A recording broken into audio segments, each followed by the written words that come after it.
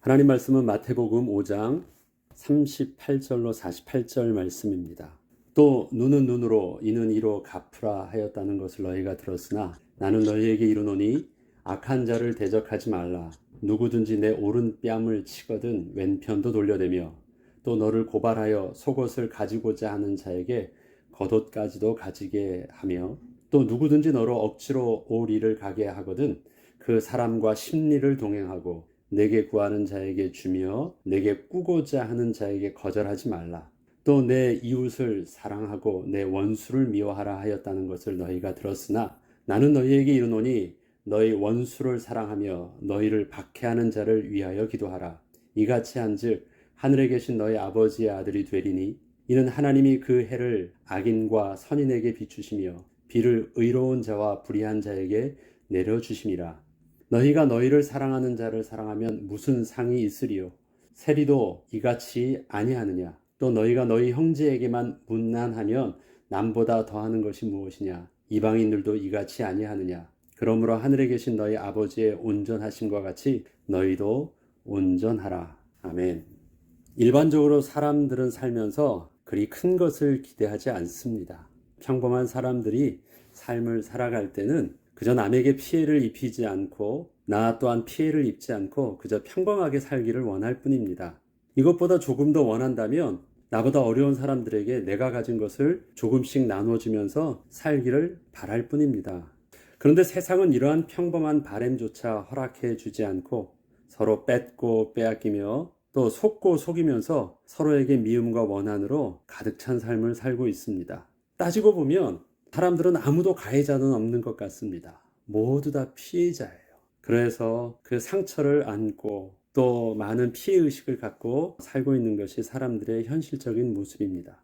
오늘 본문을 보면 이같이 한즉 하늘에 계신 너희 아버지의 아들 되리니 라고 말씀하시면서 주님께서는 오히려 가해자 편에 서 계신 것 같다는 느낌을 받는 주님의 요구 조건이 있으십니다. 이같이 하라고 말씀하시는 주님의 오늘의 본문의 말씀을 보면 우리가 생각하기에는 우리가 감당하고 이해하기에는 상식을 벗어나는 하나님의 기준을 제시하기 때문에 그렇습니다. 평범한 우리가 이해하기에는 또 납득하고 받아들여지기에는 어려운 기준을 오늘 말씀하십니다. 그리고 그 기준을 통해서 하나님은 우리에게 평범함을 뛰어넘어 하나님의 거룩하심과 같은 그 온전함을 요구하고 계십니다. 오늘 제목을 하늘에 계신 너희 아버지의 온전하심과 같이 너희도 온전하라라고 했는데 이 온전하라라는 영어의 표현은 perfect입니다. perfect하다는 것. 완벽하게 퍼펙트하게 되라는 것입니다. 그게 온전함이에요. 완전해지라는 것이에요. 하나님의 거룩하심과 같은 동일한 그 완벽함을 우리에게 요구하시는 것이에요. 이건 너무 좀 무리한 하나님의 요구가 아닐까요? 그런데 오늘 하나님께서 우리 그리스도인의 요구하는 그 삶의 기준이 바로 하나님의 거룩하심과 같은 그런 퍼펙트한 온전함입니다. 어떻게 이것이 감당할 수 있는 또 가능한 일이 될까요? 오늘 본문 38절로 42절에 보면 나는 너희에게 이르노니 악한 자를 대적하지 말라. 누구든지 내 오른뺨을 치거든 왼편도 돌려대며 또 너를 고발하여 속옷을 가지고자 하는 자에게 겉옷까지도 가지게 하며. 앞서 말씀드린 것처럼 사람들의 바람은 그저 상식선에서 벗어나지 않고 사는 것입니다. 그런데 주님은 우리가 도저히 받아들일 수 없는 기준을 요구하십니다. 오히려 그 악을 더 적극적인 선으로 갚으라 하십니다. 만약에 선을 선으로 갚되 악을 악으로는 갚지 말라고 하신다면 그 정도까지는 내가 조금 더 손해를 감수하고서라도 어느 정도 참음으로 한 번쯤은 해볼 수도 있을 것 같지만 나에게 심각한 피해를 입힌 가해자에게 피해를 본 것 이상으로 오히려 더 주라 말씀하신다면 그것은 좀 어렵지 않겠습니까? 그렇습니다. 이것은 말처럼 그리 쉬운 일은 아닐 것입니다. 이러한 주님의 요구하시는 기준에 우리의 이 마음속에 담은 나는 그렇게 못할 것 같습니다 입니다. 이것은 안 하겠다는 거절의 말이 아니라 할 수 없다는 그 의미의 말입니다. I don't가 아니라 I can't입니다.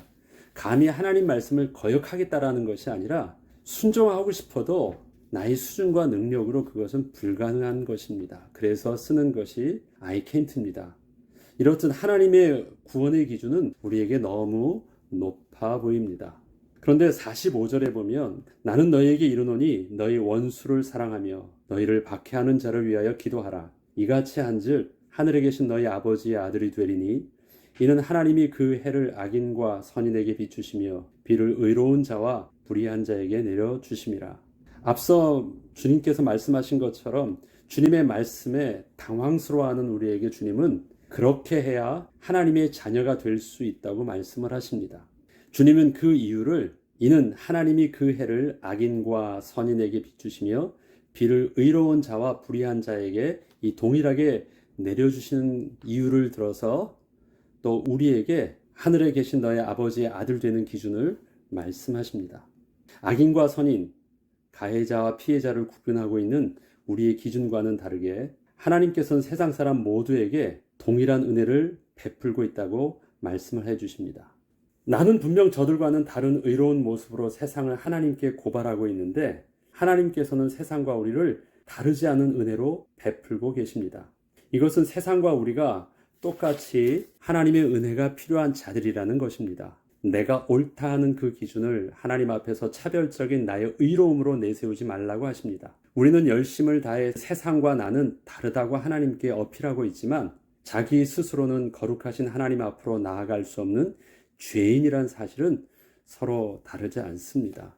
하나님께서 우리에게 요구해 주시는 것은 그런 비교 우위적인 선을 말하는 것이 아닙니다. 하나님은 우리에게 절대적인 선, 절대적인 하나님의 거룩함과 같은 절대적인 하나님의 완벽성을 우리에게 요구하십니다.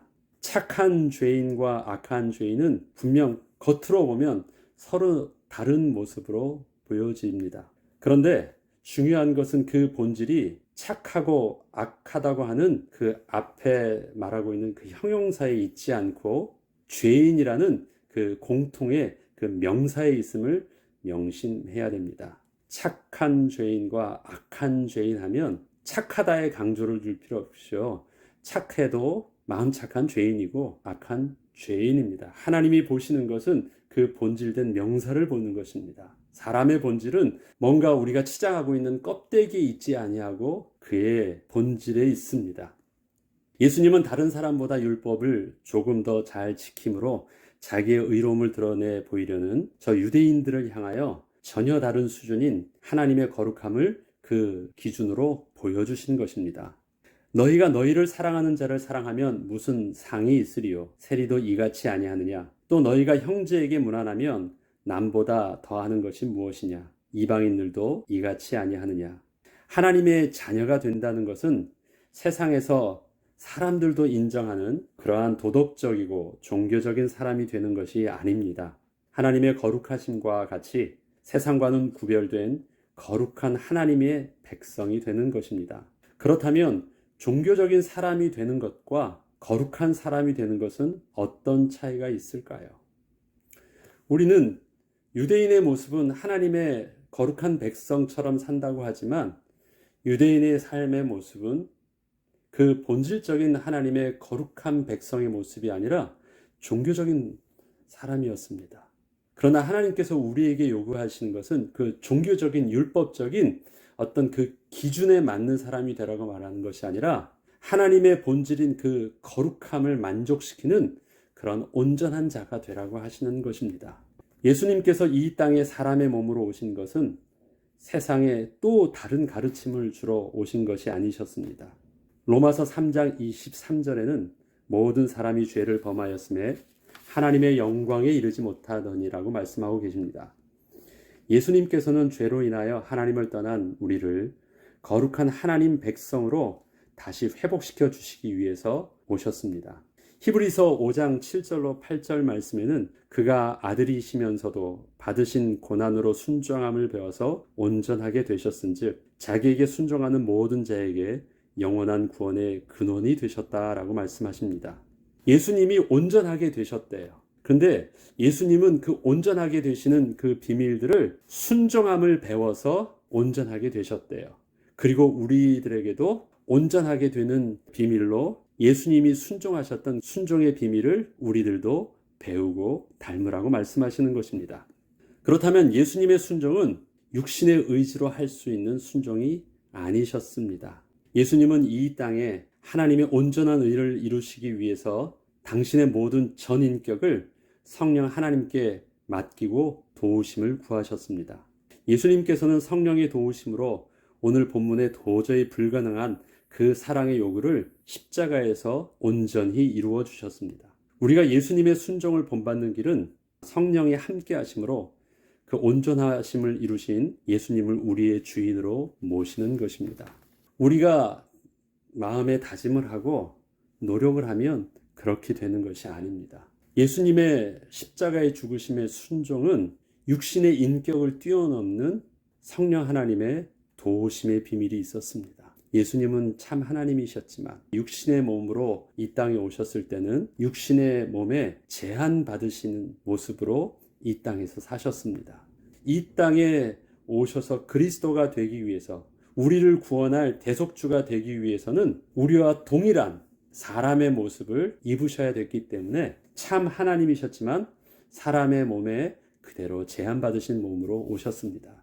그러하기에 예수님이니까 하실 수 있었지, 예수님이시니까 그 정도의 인격과 그 정도의 어떤 수준의 용서와 십자가에서 죽음을 이루실 수 있었지, 그러나 나는 아니야 라고 말하려고 하지만 예수님도 우리와 다름없는 육신의 한 개의 몸을 가지고 이 땅에서 대속주가 되셨다라는 것, 그렇기 때문에 예수님의 순종하심은 예수님이니까 하실 수 있었던 것이 아니라 그 예수님이라 하실지라도 바로 성령 하나님의 도우심을 구하고 그 은혜를 힘입어 십자가에서 그렇게 대속주로 죽으실 수 있으셨던 것입니다. 그래서 예수님의 사역을 쭉 보면 예수님께서는 공생의 기간 동안 사역을 감당하시면서도 늘 주님께서 또 쉬시는 시간과 홀로 계신 시간에는 늘 하나님께 은혜를 구하고 성령의 도우심을 구하였습니다. 로마서에서는 예수 그리스도를 십자가에서 살리신 하나님의 성령이 우리 가운데 거하시면 우리의 죽을 몸도 살려주신다라고 말씀하여 주셨습니다. 이 땅에서 육신의 모습으로는 그대로 한계를 가진 모습으로 우리와 동일한 대속주로서의 모든 것을 다 이루셨는데, 그것을 뛰어넘는 하나님의 성령의 역사로 말미암아 온전한 구원의 소망을 완벽하게 다 이루실 수 있으셨다라는 것입니다. 그러기에 우리가 예수님의 순종을 본받는 길, 다시 한번 말씀드리자면 성령이 함께 하심으로 온전하심을 이루셨던 그 예수님을 우리 또한 주인으로 모시는 것입니다. 우리의 온전함의 출발은 잘하겠다라는 다짐이 아니라 영원한 구원의 근원 되시는 주님을 우리의 참된 왕으로 모시는 것입니다. 우리에게 있어서 온전함의 출발은 나는 할 수 없는데 그렇게 이루셨던 하나님께서 내 안에 성령으로 동일하게 오셔서 나를 통해서도 예수님을 온전하게 나도 그렇게 주님의 인도하심을 받게 하여 주시옵소서. 우리는 그렇게 기도하는 것입니다. 성부, 성자, 성령 하나님은 동일하게 하나님이십니다. 그 하나님과 함께 하려면 우리에게 요구되어지는 것이 거룩하신 하나님의 거룩하심입니다. 그러면 우리에게 요구되어지는 그 거룩함을 어떻게 이룰 수 있는 것입니까? 그것은 나의 의지와 종교적인 선과 행위로 되어지는 것이 아니라 우리의 죄가 용서함을 받아야 되는 것입니다. 그래야지 거룩하신 하나님이 우리 가운데 거하실 수 있는 것입니다. 그렇다면 내가 거룩하게 되어지려면 어떻게 해야 됩니까?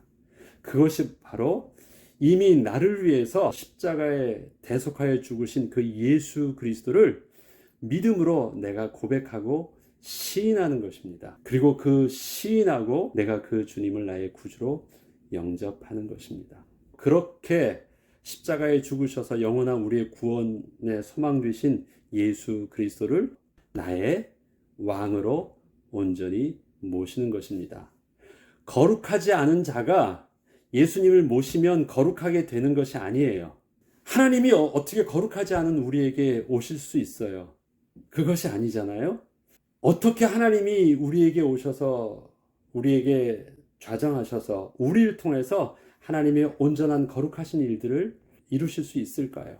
성령 하나님이 함께 하시는 비밀, 나를 이미 거룩한 하나님의 백성 삼아주신 예수 그리스도의 은혜를 내가 믿음으로 시인하고 고백하는 것입니다.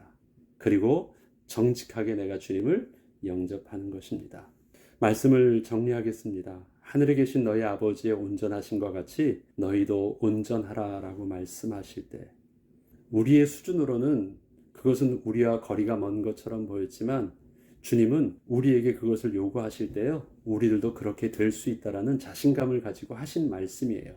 무리한 요구를 우리에게 하신 것이 아니라 온전해질 수 있으니까. 그리스도께서 친히 우리의 온전함의 근거가 되시는 그 십자가의 대속의 일들을 주님이 온전히 이루셨기 때문입니다. 그러면 우리는 나는 할 수 없습니다, 힘들어요 라고 우리가 거부하고 핑계대고 자신 없어 하기 전에 주님께서 순정함으로 온전함을 이루셨던 것처럼 저도 주님의 순정함을 본받아 그렇게 주님의 온전함을 이루겠습니다. 주님이 온전함을 이루실 수 있도록 성령의 도움을 받으셨던 것처럼 주님 나에게도 성령 하나님 함께하여 주셔서 나도 주님의 말씀에 온전히 순종할 수 있게 하시고 그러한 순종함을 통해서 거룩하신 하나님의 온전함 같이 나도 거룩한 하나님의 온전한 백성 되게 하여 주옵소서. 오늘도 나는 성령 하나님의 도우심을 따라 온전하게 인도받는 그리스도인으로 살겠습니다. 이러한 믿음의 고백을 통해서 거룩한 또 온전한 참된 그리스도의 모습을 회복하는 저와 여러분 되길 주의 이름으로 축원합니다. 기도하겠습니다. 거룩하신 하나님 아버지, 나는 나의 도덕적이고 종교적이며 또 사회적인 기준으로는 거룩하신 하나님의 의를 조금도 만족시킬 수 없는 죄인임을 고백합니다. 세상보다는 낫다고 하는 나만의 어리석은 비교 우위의 선을 가지고서는 단 한 걸음도 하나님 앞에 나아갈 수 없음을 시인합니다. 나는 세상보다는 조금 착하게 살고 있을지 몰라도 하나님 앞에서는 여전히 착한 죄인임을 정직하게 인정합니다. 이 시간 생명의 근원 되시는 예수 그리스도를 나의 구주, 나의 하나님으로 나의 마음 중심에 모십니다. 주님을 내 안에 영접하오니 내 안에 오셔서 좌정하사 오늘도 나를 다스려 주시고 나의 주인 되어 주시고 나의 영원한 구원의 소망이 되어 주시옵소서. 성령께서 오늘도 함께 하시는 성령의 충만한 하루를 오늘도 살게 하여 주옵소서. 예수님의 이름으로 기도합니다. 아멘.